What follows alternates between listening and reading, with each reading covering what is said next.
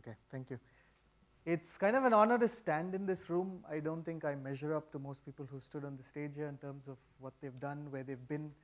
But the point of today's talk is to tell you something about what Internet of Things is like from the perspective of someone who's implementing it, right? Someone who's working with the technology, with the field, with people, with problems, and figuring this way out.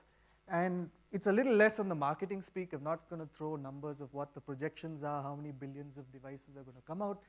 Yes, that's why everyone's in this room, right?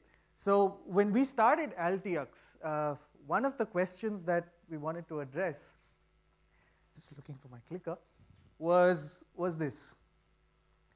How many people would it really take for me to get that smart bulb out on the lamp? It was a very simple question. And from the perspective of a startup, this sounds like a joke. How many people, how many politicians would it take to plug in a light bulb? But I want to take you through that list. How many people does it really take to put up a smart light bulb? What does it require from a company's perspective, technology perspective, people, collaboration, whatever it is? Let's start with the bulb itself. Someone needs to make that bulb, and as of now, a smart bulb is equivalent to an LED, right? Everyone wants an LED because it's the least power consuming kind of bulb, and we need to put it out there. So the guy who makes the bulb is my first point, but this guy has never made radio technology in the history of their company. They've never used a radio, they've never had to. They've been making bulbs, right? So when they need to make smart bulbs, they suddenly need to work with someone who knows how to use a radio.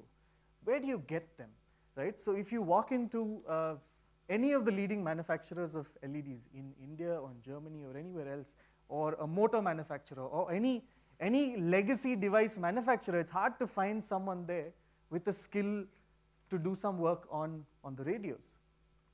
Next bit, so company X will manufacture the radio chip, so that's a Lego block. Company B manufactures the bulb.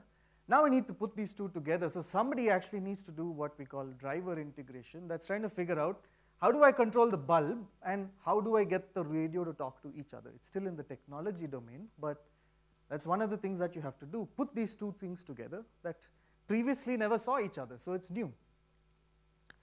Next, once I've got the bulb ready, I need to get data out of it to the cloud, to somebody's cloud. I'm not sure whose cloud. It's my cloud, it's my customer's cloud, or it's the public cloud. It really doesn't know. And through what? Through Wi-Fi, through 2G, we don't know.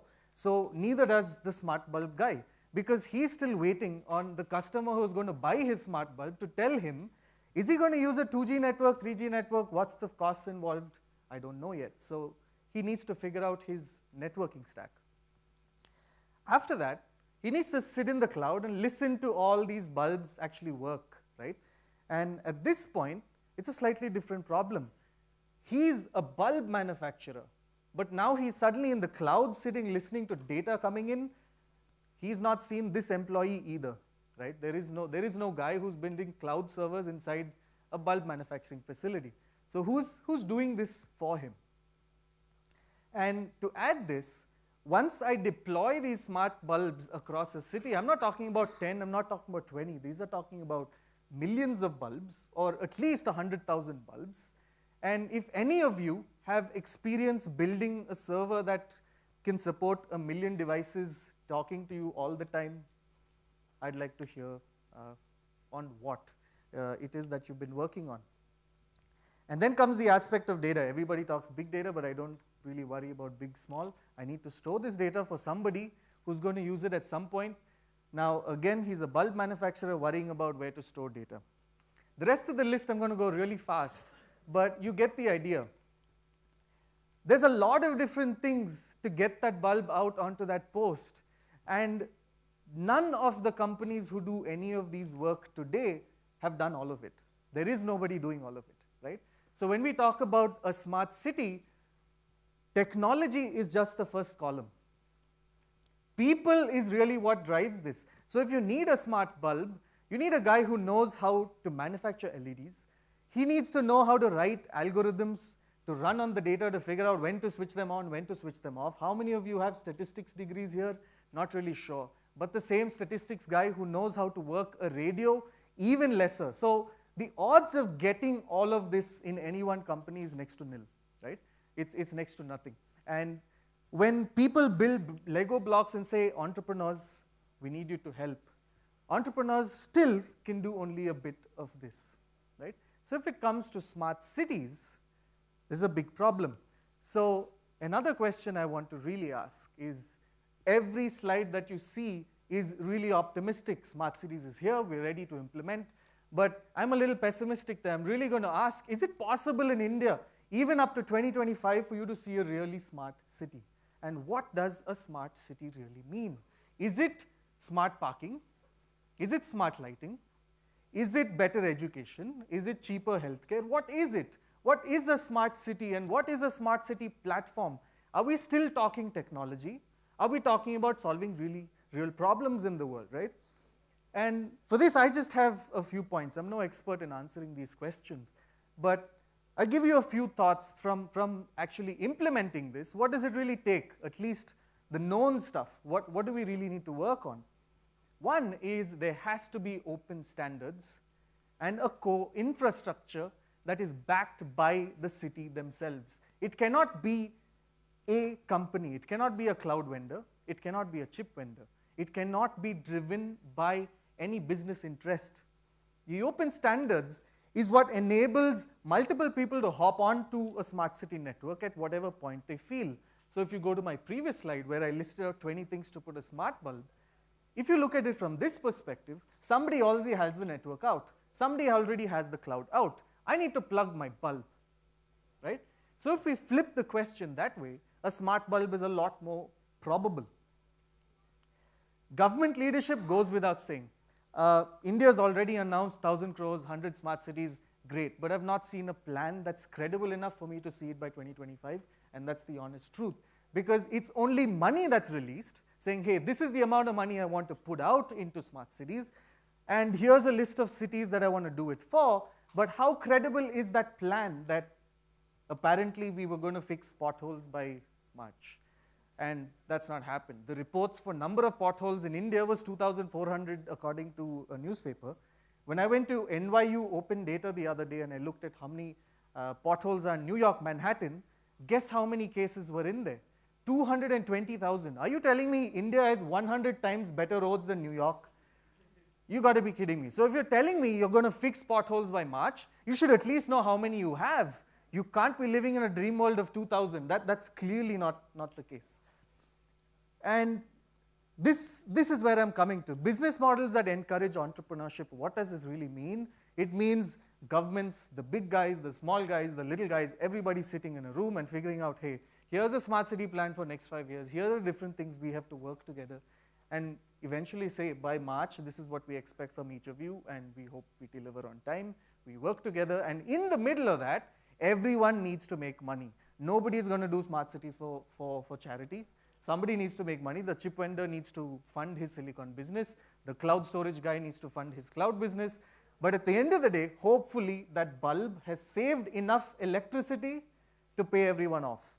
That's really the goal. If it didn't do that, we've just put in fancy architecture and a lot of technology and end up spending more, creating more jobs to maintain that architecture, change the bulbs every time the radio blows out or whatever it is that we don't have to do with regular bulbs. So there's a lot more problems we can create if we jump into the problem without really understanding every part of it. And leading into that is, I really mean serious collaboration.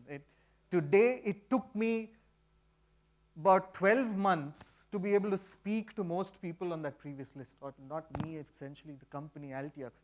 So we've been working with smart city platforms. I'm not plugging the company here, but to get to meet one person from each of those 20 divisions takes you about a year to meet them.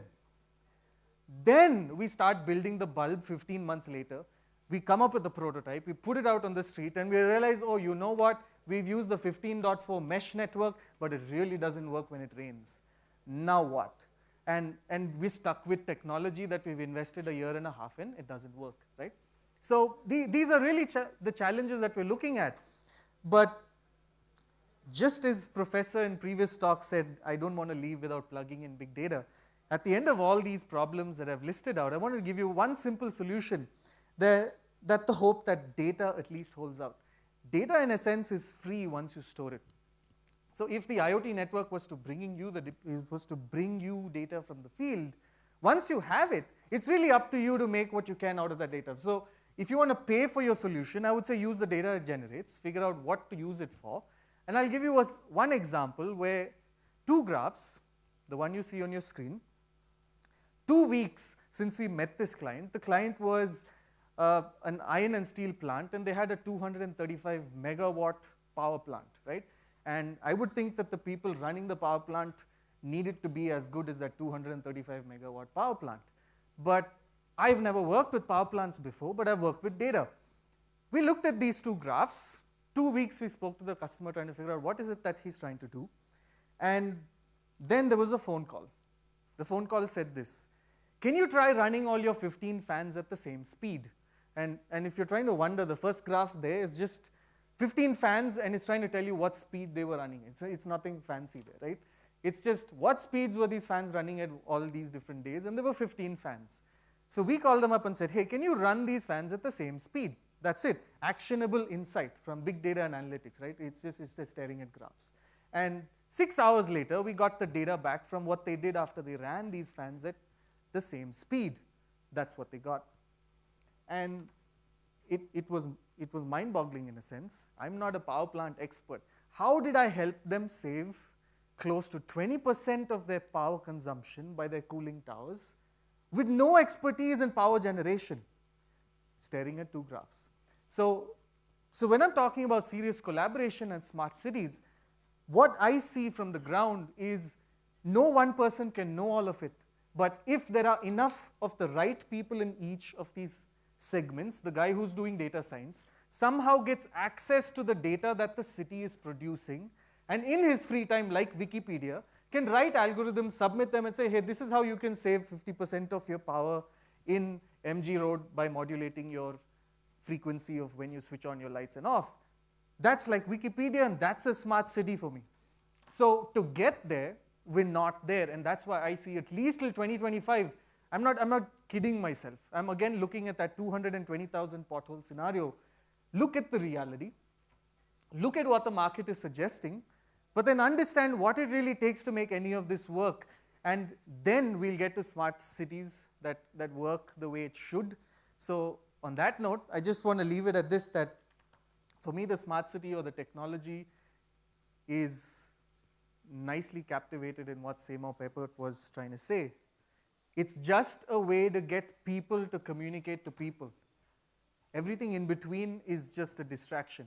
Yesterday it was a cell phone, now it's a smartphone, tomorrow it's a wearable. It doesn't matter, we're just trying to get through to tomorrow and today a little better than it was yesterday, right? Thank you.